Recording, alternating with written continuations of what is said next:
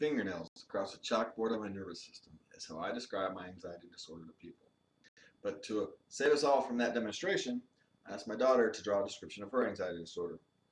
And she describes it as always feeling like you're about to fall down a flight of stairs, with your mind full but difficult to speak. That is very profound for a 16-year-old young woman.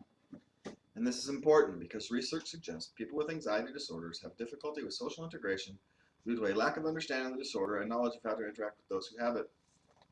So first we'll discuss what anxiety is and how pervasive it is in society, and then we'll discuss ways that lack of understanding manifests itself. And then we'll conclude with some tips on how you can better interact with those who have anxiety disorder. So first, what is anxiety disorder? According to the American Academy of Family Physicians, those with anxiety disorders worry much more than normal about everyday things.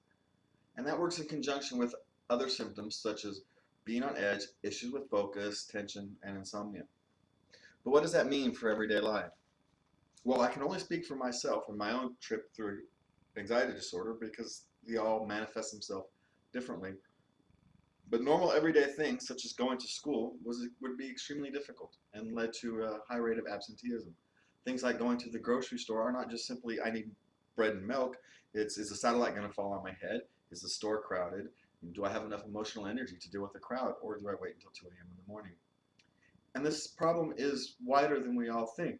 According to research by Weisberg, 30% of the population have some form of anxiety disorder. And those with anxiety disorders have a reduced quality of life and social functioning. And to round it off, according to earlier research by Witchin, anxiety disorders are a disability equivalent to severe depression. And you can imagine this as yourself. If you have to worry about a satellite falling on your head every time you go to the grocery store, you can imagine that this is an impediment to a normal life. So now that I've discussed what anxiety disorder is and how pervasive it is in society, next we'll discuss how that lack of understanding impacts those with anxiety disorder. As cited by Carol Heffernan in a Vibrant Life magazine article, people are reluctant to discuss mental health issues because of the stigma attached. And this is actually common knowledge.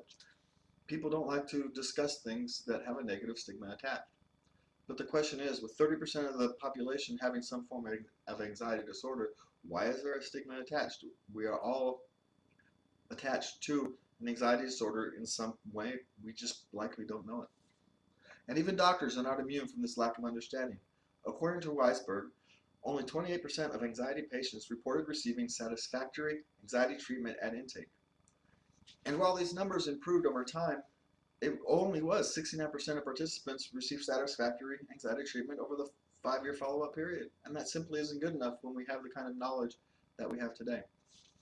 So as you can imagine, the combination of the lack of understanding of what anxiety disorders are and the lack of knowledge of how to interact with people with anxiety disorders can lead to great difficulty for anxiety disorder sufferers to successfully integrate into modern society. So first I discussed what anxiety is and how pervasive it is in society. Then I showed some ways that misunderstanding can impact anxiety sufferers' quality of life. So in closing, the question is, how do you help those with anxiety disorders? Carol Heffernan has compiled some tips in a recent article of Vibrant Life magazine, and I've added one myself, so we'll go over them. First is educate yourself about the illness, and knowledge is power, and that knowledge will help you on these rest of these tips. Then she has ask how you can help.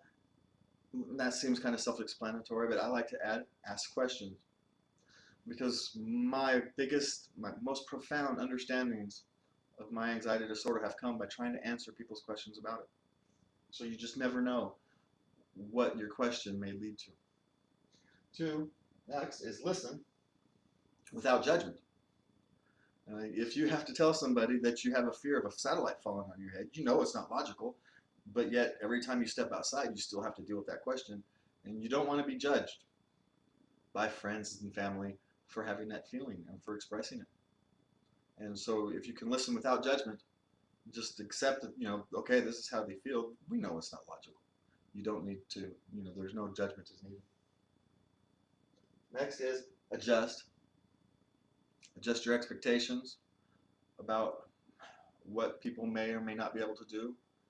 You know, maybe going to a bowling alley isn't exactly, you know, someone's cup of tea. Maybe, you know, someone can't go to that birthday party, not because they don't want to, but because they can't deal with the large crowd on that particular day.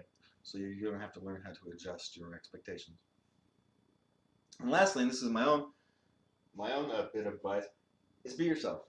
And this is important because an anxiety sufferer has allowed you into their life, and they have likely allowed you into their life because, in some shape, manner, or form, you have a positive impact. Maybe you're the one who can get them to go bowling. Maybe you're the one who they can talk to. You don't really know. But so be yourself. And thank you for your time.